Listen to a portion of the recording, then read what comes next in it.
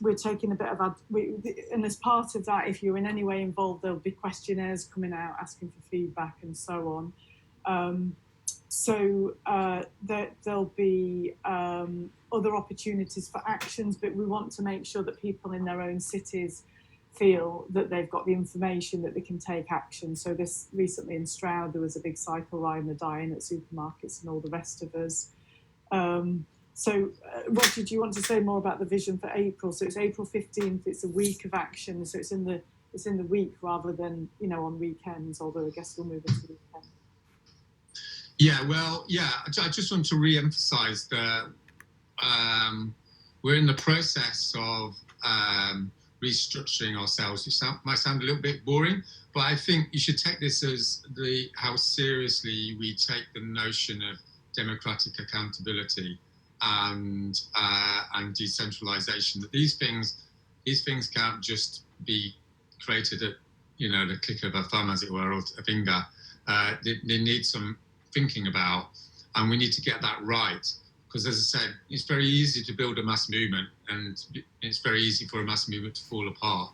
So we've got to get the structures right as we grow. So it might look like nothing much is happening, but again, the most important thing is actually happening at the moment, which is how to absorb, 100, 200 people into an organisation that used to have 20. And that, in many ways, can be quite painful as well, and it needs some sensitivity. Because you need to move people around and all the rest of it. So, having said that, it does not mean that nothing is going to be happening. It means that we're basically creating a group to look at the strategic action sort of schedule between now and April, and that'll be happening in the next 7 days, I expect, as a meeting tomorrow. And I think, although, again, this is probably my personal prediction because it's going to be a group process, but I think we're probably looking at doing a number of national and international action days between now and April to build the resilience and knowledge in the movements around the world, because you can't go from zero to international uprising in one go, as you might say. So that's probably going to be happening. It might be something happening in the UK, UK-wide, coordinated actions by different groups towards Christmas. There's an idea of having a slogan of only 12 Christmases left, related to the UN report. And then I think it's highly likely that there'll be international coordinated actions in January, February and March. And we set the date of the 15th of April, basically as the start of the second iteration, as it were, from the November one, on the basis that we build on the experience of what's happened this November.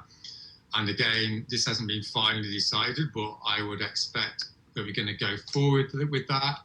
And although this sounds very ambitious, we're looking at an international uprising of non-violent civil disobedience of thousands of people in the major capitals around the Western world and maybe further afield.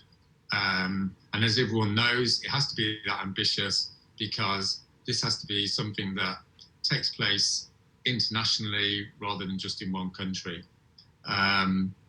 So, yeah, it couldn't be more ambitious in a way, but that seems to be what we need to do at this stage in world development. I think to say, sorry, Roger, jumping in, mate. Yeah, for April, I mean, we that was the plan for the International Rebellion, and we already had loads of events on the 31st, on the 12th, and on the 17th. So I think this is going to get much bigger, and obviously what we need to do is have a group discussion about what kinds of things people want to do. It's important to be disruptive for lots of reasons that we've talked about, and it's a really beautiful thing when the civil disobedience manifests, if you like, the vision that you're really holding. So there was a moment on the 12th when trees were carried into Parliament Square to dig and to plant trees. And there was this palpable kind of, from people, and the police came to sort of stop it, and everybody stood up to stop them, and the trees came in and they were dug in. Of course, they were removed a few hours later, and then we got them back in the office, and maybe they'll get used again. But there's something about when the vision of what you're doing is what you're seeking to achieve is part of your disruption. So, for example, on the bridges when we were running people's assemblies, mass participatory democracies. So I think that would be part of what I'd be advocating for as part of the April actions. But actually, it won't be up to me to decide because I probably won't be in that team because we're restructuring. But I'll be letting people know what I think. So I hope that answers your question, Hilton. It's nice to have you on the call. And see, Samantha's asking about Milton Keynes, and I think that's an opportunity. So thanks for getting things going in Milton Keynes. That's awesome, really appreciated. I hope that you're woven into the base camp situation, but I put my email in the chat, Samantha. If you're not, you can mail me, so you can be in touch with other local organisers and find out how they've done things. At the minute, with the crowdfunder, we've said that 20% of it we'll set aside for international growth, so supporting that focus. And I think we could do with doing similar in the UK, but we haven't put that mechanism in place at the minute, and there is a need. We don't want to be centralised, but there is a need for the national focus to get some money at the moment.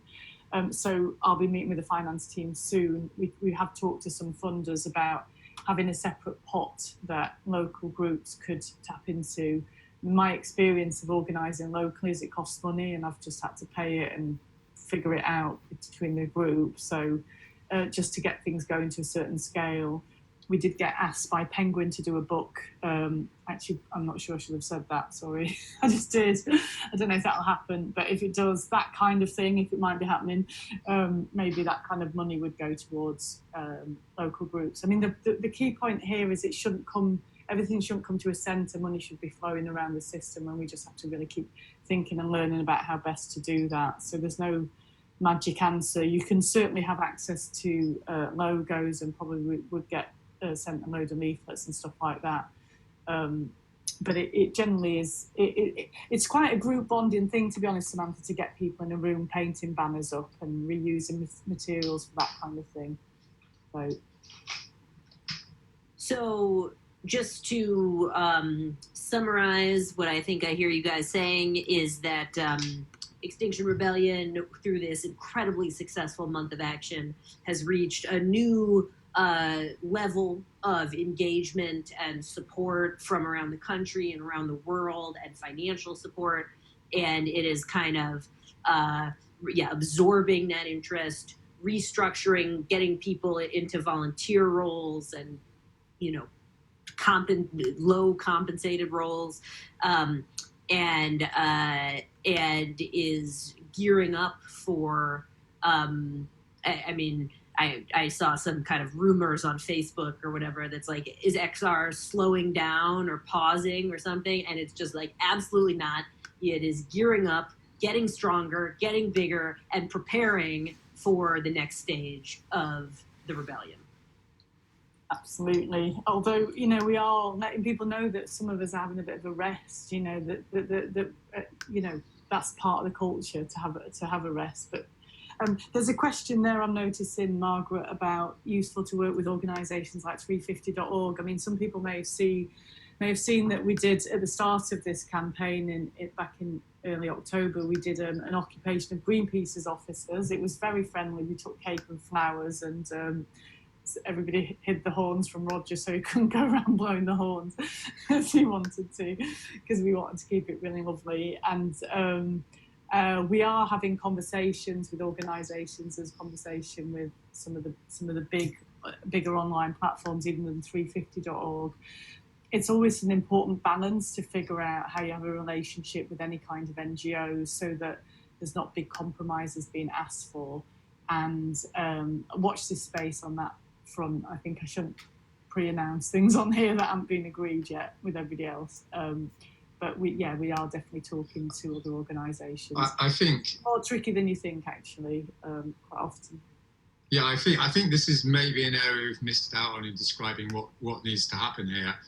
Is how I see it is Extinction Rebellion is basically a catalyst which is going to transform democratic political culture in the Western world, at least. And that sounds quite grand, but someone has to do this, and someone has to bring these people together and shake them up and say, we're in a crisis.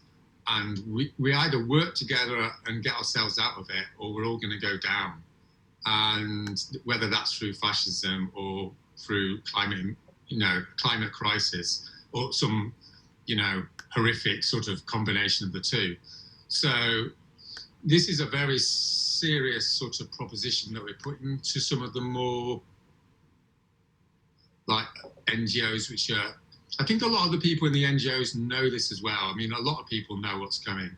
And I think this opens up a really interesting space in progressive culture in the countries we're in. For the first time for a generation or two is to basically create a united front, as it were, people working together on a common agenda. And I've been personally really surprised by how open some of the people have been at Greenpeace and Avaz and various other organisations to the notion that, yes, we need to have mass participation in civil disobedience, and that's going to be the future, and run out of the other options. So as far as XR is concerned, I'm very much hoping that we will be open to and trusting towards these organisations, and that will be reciprocated.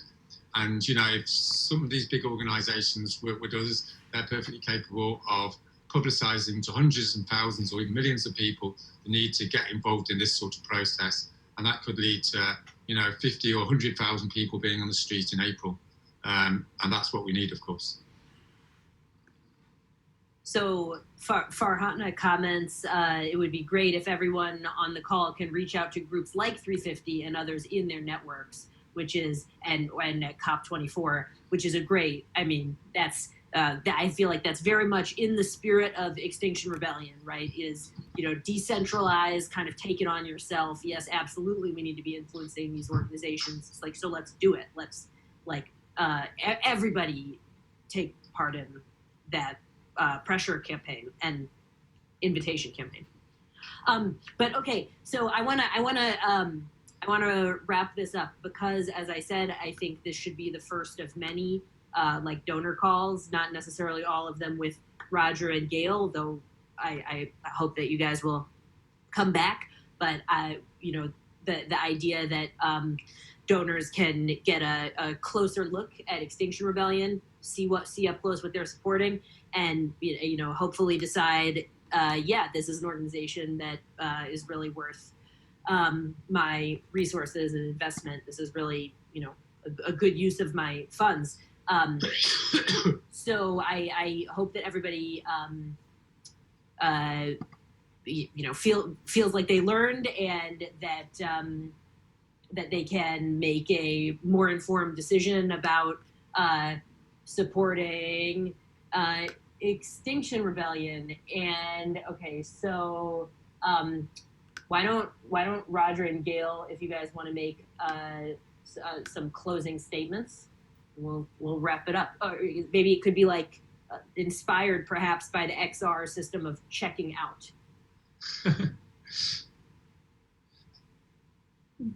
You going, Gail?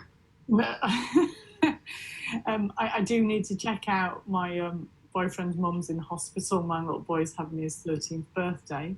But I absolutely love talking about this stuff. I'm sort of can't shut me up, as people might have noticed. So I would love to do it again, and hope that there's more questions and so on. So yeah, let's do this again soon.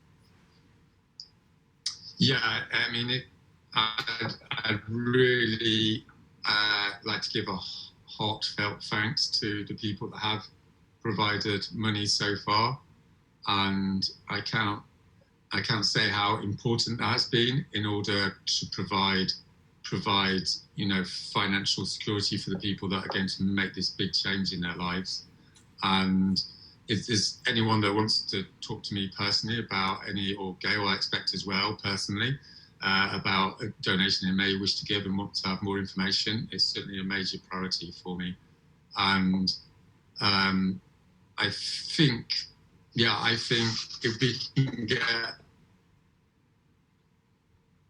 the way I see it, to be honest, is if we can get these 100 people that are making major changes in their life to come and work. See? I'm having trouble hearing you, Roger. Is it breaking up? Okay, yeah. You just suddenly went a bit Dalek-y when you were making your final grand pitch. My final grand pitch, yeah. You're back okay now, so that's cool. Can you hear me okay? Yeah, State surveillance and interference. Yeah, so this is what I think. I think it's the most important thing in the history of humanity. Oh no. And for better or worse, and maybe we haven't got it all right, but you know we're first on the block on this in terms of international mobilization, and we need these 100 people. How I see it is we need these 200 people to be working flat out, and we need the money to support them. So if anyone's out there can help with that, I can't exaggerate how important, say how important that is. So thank you very much. Look forward to hearing from people. Thanks, everyone. Have a good night. Thank you. Thank you very much. Thank you. Bye. Thanks, Margaret.